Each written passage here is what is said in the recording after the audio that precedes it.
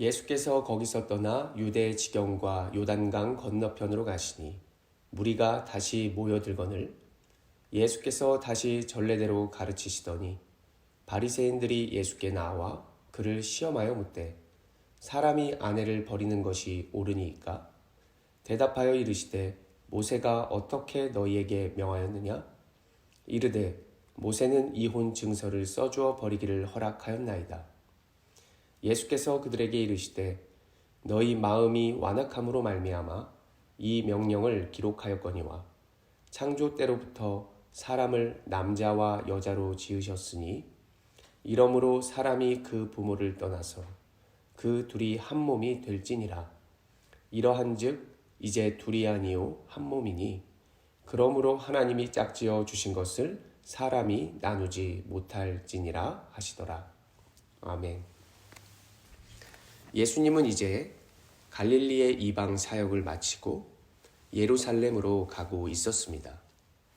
이때 바리새인들이 나와 예수님께 묻는 것이죠. 오늘의 2절의 말씀, 바리새인들이 예수께 나와 그를 시험하여 묻되 사람이 아내를 버리는 것이 옳으니이까? 그들이 이혼에 대해 묻는 것입니다. 먼저는 예수님의 결혼관이 율법에 어긋났다고 생각했기 때문에 그들은 예수님께 이 이혼에 대해 묻는 것입니다. 그 당시에는 이혼에 대해서 굉장히 민감한 시기였습니다.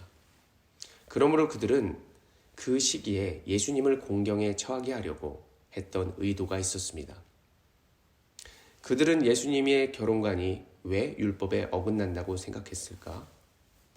그 당시에는 크게 두 부류의 학파가 있었는데 한쪽은 자유진영이라고 할 수 있는 힐렐 학파, 나머지는 보수 진영이라고 할 수 있는 샴마이 학파가 있었습니다.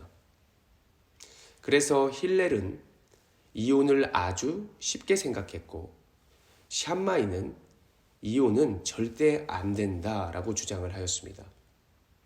신명기 24장 1절을 보면 사람이 아내를 취하여 수치스러운 일이 그에게 있으면 이혼 증서를 써서 주고 쫓아낼 수 있다라고 기록하고 있습니다. 그래서 어떤 문제가 발생되었는가? 자유주의였던 힐렐 학파에서는 이 말씀을 함부로 사용하였던 것입니다. 바리새인들은 어디에 속했던 사람들일까요? 그들은 자유주의에 속했던 힐렐에 속하였습니다. 예수님은 이미 산상수훈에서 이혼은 안 된다라고 말씀을 하셨기 때문에 그들은 신명기의 말씀을 가지고 예수님을 공격했던 것이죠. 또한 그 당시는 이혼에 대해 민감한 시기라고 말씀드렸습니다. 그 시기에 예수님을 공경에 빠뜨리려는 의도가 그들에게 있었다라고 하는 것이죠. 그 시대가 왜 이혼에 대해서 민감하였는가? 그 당시에는 헤롯이 자기 부인과 이혼하고 자기 사촌 동생의 아내를 아내로 맞이하여 살고 있었습니다. 세례 요한은 이것을 지적하여 말했는데 이가 잘못되었다, 헤롯이 잘못되었다라고 해서 결국 참수형을 당하게 됩니다. 예수님도 만약 그 이혼에 대한 잘못을 지적하게 된다면 어떻게 될까? 죽게 되겠죠. 바리새인들은 이 민감함을 노리며 예수님께 다가온 것입니다. 예수님은 3절 이후의 말씀으로 이렇게 말해 주십니다. 그렇다면 모세가 어떻게 너에게 명하였느냐? 예수님은 몰라서 이 질문을 하는 것이 아닙니다. 그들이 어떻게 나오나 보려고 질문을 하시는데 그들은 당당하게 자신 있게 이렇게 대답하는 것이죠. 4절인데요. 이르되 모세는 이혼 증서를 써주어 버리기를 허락하였나이다. 이혼 증서를 써주면 이혼해도 상관없습니다. 왜 하나님은 이것을 허용하셨을까? 우리는 생각해 봐야 합니다. 첫째로는 인간의 완악함 때문인 것입니다. 그들이 완악했기 때문이죠. 사람이 완악했기 때문입니다. 하나님이 이혼을 허락하신 이유는 그 당시에 여자들이 힘이 없었기 때문에 여자들을 보호하기 위함도 있었습니다. 그들은 여자들을 노예처럼 맘대로 또 여자를 바꾸며 여자들을 힘들게 하는 그런 모습들이 있었습니다. 그래서 이혼 증서를 여자에게 써주어서 여자들이 다음의 인생을 거리낌 없이 살아갈 수 있도록, 그들을 보호할 수 있도록 이혼 증서를 허락하였다는 것이죠. 이어서 예수님은 결혼의 본질에 대해서도 말씀해 주시는데 6절의 말씀입니다. 창조 때부터 하나님은 여자와 남자를 창조하셨다는 것입니다. 동일한 그들은 부모를 떠나 한 몸이 될 수 있는 것이고, 그런즉 하나님이 짝지어 주신 것을 사람이 함부로 나누지 못할지니라. 이 말씀의 내용이 여성, 남성은 동등하다. 그리고 서로 결혼을 하게 되었다면 쉽게 헤어지거나 나누는 것을 하나님은 원치 않는다라고 말하는 것입니다. 예수님은 오늘 하나님의 창조 질서에 대해서 말씀해 주시고, 가정이 개인의 완악함 때문에 분열되거나 아픔을 갖게 되는 것을 원치 않음을 말해 주십니다. 요즘 가정이 분열되고 있고 이 시대는 이혼도 많아지고 있습니다. 각자의 가치관이 높아지고 있고, 이제 시대의 젊은이들 사이에서는 서로에게 상처를 주는 것보다 차라리 혼자 살겠다라고 하는 모습들과 분위기들을 우리는 찾아볼 수 있습니다. 이것의 부정적인 면은 무엇이라고 생각하십니까? 이것은 남이 아닌 자신만의 행복을 위해서, 하나님의 뜻을 이 자신의 행복을 위해서는 얼마든지 바꿔도 좋다, 거역해도 된다 라고 하는 모습이 나타날 수 있는 위험성이 있습니다. 무언가를 쉽게 생각하면 사람들은 어떻게 행동하나요? 편하게 하고 맘대로 하고 내 맘대로 하는 그런 막무가내 인생으로 나아갈 수밖에 없는 것입니다. 결국 목숨도 쉽게 끊게 되는 처참한 결과를 가져오게 된다는 것이죠. 이러한 시대와 세상 가운데 우리는 어떻게 살아가야 하겠습니까?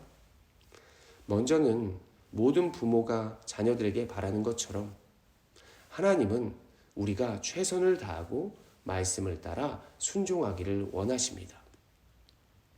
두 번째로는 서로의 관계에서 받는 것보다 주는 인생, 섬기는 인생으로 나아가자는 것이죠. 또한 세 번째로는 나도 부족한 사람임을 늘 생각해 보는 것입니다. 그리고 마지막으로는 예수를 깊이 생각하자. 우리는 가정에서 끝까지 최선을 다해 살아가는 인생으로 나아가기를 원합니다. 누군가를 책임지고 사랑하며 살아간다는 것은 쉽지 않습니다. 그러나 우리는 노력해야 합니다. 어둠에서 빛으로 가기 위한 노력, 안 된다는 것에서 주님과 함께 할 수 있다는 그러한 노력.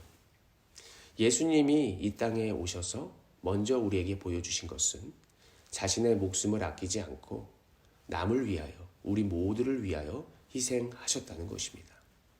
이것을 생각하면서 우리의 오늘의 한날에 이 주님의 말씀을 따라 살아가는 인생이 결국에는 세상의 아름다운 빛이 되어지고, 예수님을 통한 우리들의 모습이 결국에는 하나님께 영광이 될 수 있다는 사실을 꼭 기억하면서 각자의 자리에서 주님의 사랑으로, 주님의 섬김으로 끝까지 주님의 말씀을 지키고 따라가는 모든 성도 여러분들이 되시기를 간절히 소원합니다. 기도하겠습니다. 거룩하신 하나님, 믿음의 길, 말씀에 순종하는 길은 때론 어렵고 외롭고 또 힘들다는 것을 주님이 잘 아실 줄로 믿습니다. 각자만 위해서 살아가는 인생, 누구나 쉽게 선택하는 인생, 물론 그것이 어렵고 힘들지라도 하나님, 주님의 사랑과 주님의 창조 질서와 주님의 마음을 온전히 깨달아 알아 각자 우리의 자리에서 어렵고 힘들지만 우리의 모습과 가정을 지킬 수 있는 우리들 될 수 있도록 하나님 힘을 주시고 능력으로 함께하여 주시옵소서. 우리의 가정의 연약함, 나의 부족함 잘 아실 줄로 믿습니다. 주님께서 함께하여 주셔서 모든 어려움 극복하게 하여 주시고 주님의 사랑으로 가정을 돌보며 주님의 사랑으로 우리의 배우자와 우리의 주변의 형제들에게 나아감으로 말미암아 주님의 능력이, 주님의 영광이 우리의 삶 가운데 온전히 나타날 수 있도록 주께서 함께하여 주시옵소서. 이러한 삶 가운데 주님께서 분명한 능력과 축복을 더하여 주실 것을 믿으며 거룩하신 우리 주 예수 그리스도의 이름으로 간절히 기도드립니다. 아멘.